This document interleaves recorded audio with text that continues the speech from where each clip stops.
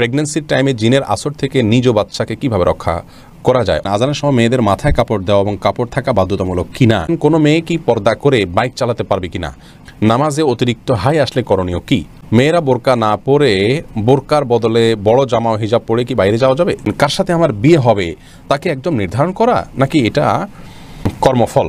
আত্মহত্যাকারী ব্যক্তি জানাজা পড়া যাবে কিনা? মেয়েরা একাকি ঘরে মৃদু আওয়াজে সালাত আদায় করতে পারবে? মানসিক পেরেশানি থেকে মুক্তি পেতে করণীয় কি? বেনামাজি ব্যক্তির হাতের রান্না খাওয়া কি অনুচিত? টিপ পরার শরীর বিধান কি? কাউকে জীবনসঙ্গী পাওয়ার জন্য দোয়া করা যাবে কি না? আর বিলম্ব না করে আপনাদের ইতিমধ্যে যে প্রশ্নগুলো আমাদের কাছে এসেছে সেগুলোর উত্তর দেওয়া পালায় আমরা চলে যাই এবং শুরু করি আপনাদের প্রশ্নগুলোর উত্তর দেওয়ার ক্ষেত্রে। সুমাইয়া, আপনি জানতে চেয়েছেন কোনো মেয়ে কি পর্দা করে বাইক চালাতে পারবে কিনা? কারণ নবী করিম সাল্লাল্লাহু আলাইহি সাল্লাম তো মেয়েদের ঘোড়া চালানো আর তলোয়ার চালানোর শিক্ষা নিতে বলেন নিজেদের হেফাজতের জন্য। বাইক চালানোর ক্ষেত্রে যদি পর্দা মেনটেন করে তিনি করতে চান, করতে পারেন ইনশাআল্লাহ। সফরের দূরত্বে যেতে চাইলে মাহরাম লাগবে, আর সফরের দূরত্ব ছাড়া এখানে সেখানে যেতে চাইলে পর্দা মেনটেন করে করতে চাইলে করতে পারবেন। কিন্তু বাইকে পর্দা মেনটেন করা কতটুকু সম্ভব হয় এটা প্রশ্ন সাপেক্ষ বিষয়। আজকে যত ঘনবসতিতে আমরা থাকি সে যুগে এটা ছিল না। আর দ্বিতীয়ত হলো যে বাতাসের কারণে শরীরের বিভিন্ন অঙ্গ প্রত্যঙ্গ ফুটে উঠবে, যেটা নারীত্বের জন্য অপমান। সেই জায়গা থেকে একান্ত নিরুপায় হলে এটি না করা উচিত, কিন্তু যেহেতু কেউ করেন পর্দার সাথে, তাহলে আমরা হারাম বলতে পারবো না। ধ্রুব তারা এই আইডি থেকে আপনি জানতে চেয়েছেন আজানের সময় মেয়েদের মাথায় কাপড় দেওয়া এবং কাপড় থাকা বাধ্যতামূলক কিনা? এই বিষয়ে আমাদের একটা ভিডিও আছে, আপনি দেখে নিতে পারবেন। আজানের সময় মেয়েদের কাপড় দেওয়া মাথায় এটা আবশ্যক কিনা? উত্তর হলো না। আজানের সাথে মাথায় কাপড় দেওয়ার কোনো সম্পর্ক নেই।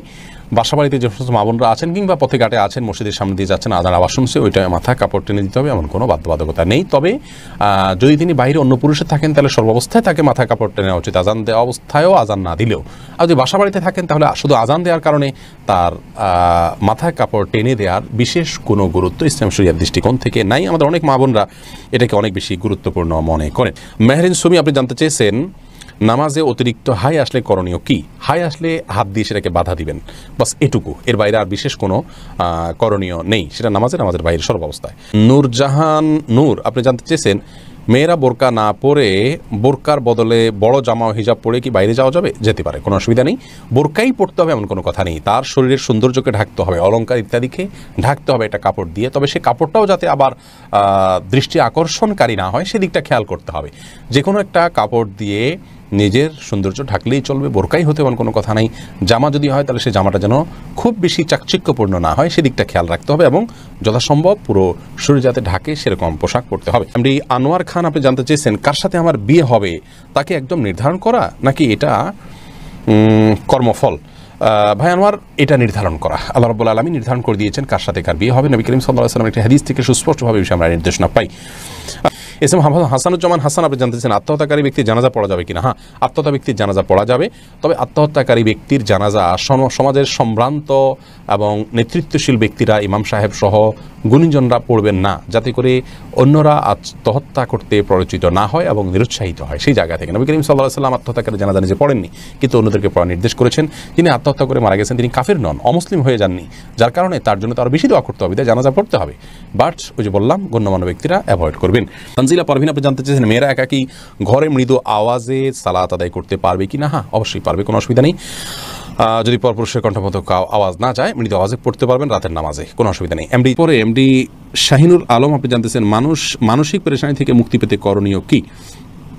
মানসিক পেরেশানি থেকে মুক্তি পাওয়ার জন্য প্রথমত আল্লাহ রাব্বুল আলামিনের সাথে কথা বলবেন।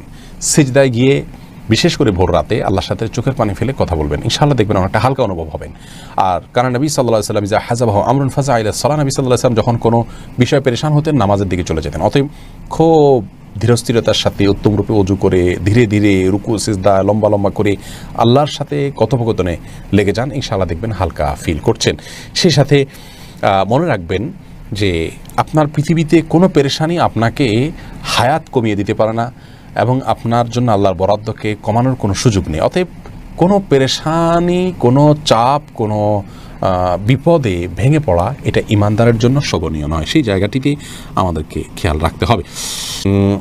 টিপ পরার শরীর বিধান কি? সালিম ইবনু সাখওয়াত, আপনি জানতে চেয়েছেন ভাই সালিম ইবনু সাখওয়াত, টিপ পরা একজন ইমানদার নারীর জন্য নানা কারণে শোভনীয় নয়। প্রথমত হিন্দুরা বিশেষ করে লাল টিপটা পরা উচিত নয়, আরও বেশি যে হিন্দুরা সিঁদুর পরে থাকেন এটা তাদের ধর্মীয় আদর্শের জায়গা থেকে হয়, সেইটার সাথে সাদৃশ্যপূর্ণ হয়ে যায়। সেই জায়গা থেকে ইমানদারকে অমুসলিমের সাথে সাদৃশ্যপূর্ণ সংস্কৃতিও গ্রহণ করতে ইসলাম নিষেধ করেছে। মান্তাসাব ভাবি কমিন ফহমিন আউদাউদ হাদিসে আসছেন নবী সাল্লাল্লাহু আলাইহি ওয়াসাল্লাম বলেছেন যে ব্যক্তি কোনো জাতির সাথে সাদৃশ্য গ্রহণ করবে সে তাদের অন্তর্ভুক্ত হবে।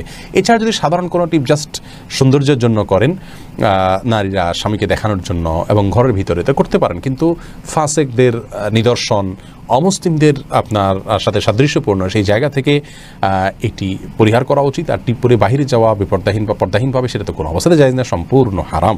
অতএব সে বিষয়ে আমাদের সাবধান থাকতে হবে।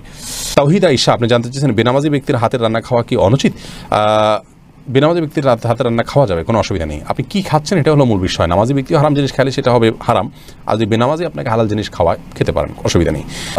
রাউফি ইসলাম জানতে চেয়েছেন পর্দার ক্ষেত্রে চোখ বের করে রাখা যাবে কিনা, তাতে পর্দার খেলাপ হবে কিনা? চোখ বের করে রাখতে পারবেন, চোখ বের করতে রাখতে পারবেন, কোনো অসুবিধা নেই, কারণ এটা আপনার চলার জন্য জরুরি। কিন্তু চোখেরও সৌন্দর্য যাতে অন্য কেউ দেখতে না পারে সেজন্য সানগ্লাস বা অন্য কিছু ব্যবহার করা উচিত। অন্তত এটা হলো নিজের আত্মসম্মানের ব্যাপার, যে আমার শরীরের কোনো অংশ দেখে কেউ বাজে চিন্তা করবে আমাকে নিয়ে, কেউ মনে মনে জেনা করবে, সেই সুযোগ না দেওয়া হলো একজন আত্মসম্মান বোধ সম্পন্ন একজন ইমানদার মানুষের কাজ। সেই জায়গা থেকে এই চেষ্টাটা থাকা ভালো। মোহাম্মদ সিয়াম পাটোয়ারি জানতে চেয়েছেন কাউকে জীবনসঙ্গী পাওয়ার জন্য দোয়া করা যাবে কি না? কোনো ব্যক্তিকে জীবনসঙ্গী হিসাবে পাওয়ার জন্য নির্দিষ্ট করে দোয়া করা বিষয়ে সংক্ষেপে শুধু এটুকু বলবো যে এটা করা উচিত না, বরং এভাবে বলা উচিত আল্লাহ অমুকের সাথে সম্পর্ক হলে সেটা যদি আমার জন্য কল্যাণের হয় সার্বিকভাবে তাহলে আপনি আমার জন্য সেটাকে সহজ করে দিন, আর যদি আমার জন্য অকল্যাণ হয় তাহলে আমার থেকে দূরে সরিয়ে দিন। এক কথায় কল্যাণকর হলে যেন আল্লাহ আপনাকে পাইয়ে দেন সেই দোয়াটা আপনি করবেন, বাকি সর্বাবস্থায় তার জন্য আপনি দোয়া করবেন এরকমটি উচিত নয় যে আল্লাহ সে ভালো হোক আর মন্দ হোক আমি তাকে জীবন সঙ্গিনী হিসাবে চাই, এরকম অন্ধের মতো দোয়া করা উচিত নয়। কারণ আপনি যেটাকে ভালো মনে করছেন সেটা ভালো নাও হতে পারে, সেই জায়গা থেকে সাবধান থাকা উচিত। কানিজ সঞ্জিদা জানতে চেয়েছেন প্রেগন্যান্সির টাইমে জিনের আসর থেকে নিজ বাচ্চাকে কিভাবে রক্ষা করা যায়? অনেক সমস্যা ফেস করছি বোন সঞ্জিদা। প্রথম কথা হলো এই সময়গুলো খুব স্পর্শকাতর, জিনের উপদ্রব অনেক সময় বেশি হয়ে থাকে। আপনাকে আমরা পরামর্শ দিব আপনার বাসা থেকে হারামের কোনো লেশ থাকলে সেগুলোকে আপনি বের করে ফেলুন। ধরুন টেলিভিশনে আপনি হারাম কোনো জিনিস দেখেন বা আপনার পরিবারে কেউ দেখেন, টোটালি বন্ধ করে ফেলুন। বাসায় ছবিযুক্ত কোনো কাগজ ঠোঙ্গা বা কোনো ছবি ঝুলানো টুলানো যে কোনোভাবে প্রদর্শিত থাকলে সেগুলোকে ড্রয়ার ইত্যাদিতে ভরে ফেলুন বা বাইরে ফেলে দিন। তৃতীয়ত আপনার ঘরে ঢোকার সময় প্রত্যেকটা সদস্য যতজন বাসায় আসবে বাধ্য করুন সালাম দিয়ে বিসমিল্লাহ পড়ে বাসায় ঢুকতে এবং বের হওয়ার সময় বিসমিল্লাহ পড়ে বের হতে। প্রত্যেকটা জিনিস খাওয়ার সময় বিসমিল্লাহ পড়ে খাবেন, শোয়ার সময় অজু করে এবং ঘুমের দোয়া পড়ে শোবেন, সকাল সন্ধ্যা দোয়া পড়বেন। এর পাশাপাশি আপনি সূরা বাকারা এটা উচ্চ ভলিউমে বা যতটুকু আপনার শুনতে সুবিধা হয় ততটুকু ভলিউমে মোবাইলে বা কোনো কিছুতে বাজিয়ে আপনি রেখে দিবেন, বা উচ্চস্বরে নিজে তেলাওয়াত করতে পারলে আরও ভালো। আর রুকিয়া অ্যাপ আছে, অনেক রকিয়ার অ্যাপ আছে যেগুলোতে শুধু কোরআন হাদিসের দোয়া এবং আয়াত আছে শুধুমাত্র, সেগুলোকে চালিয়ে রাখতে পারেন বাসা বাড়িতে। ইনশাআল্লাহ বিদিনিল্লাহ উপদ্রব অনেকখানি কমে যাবে।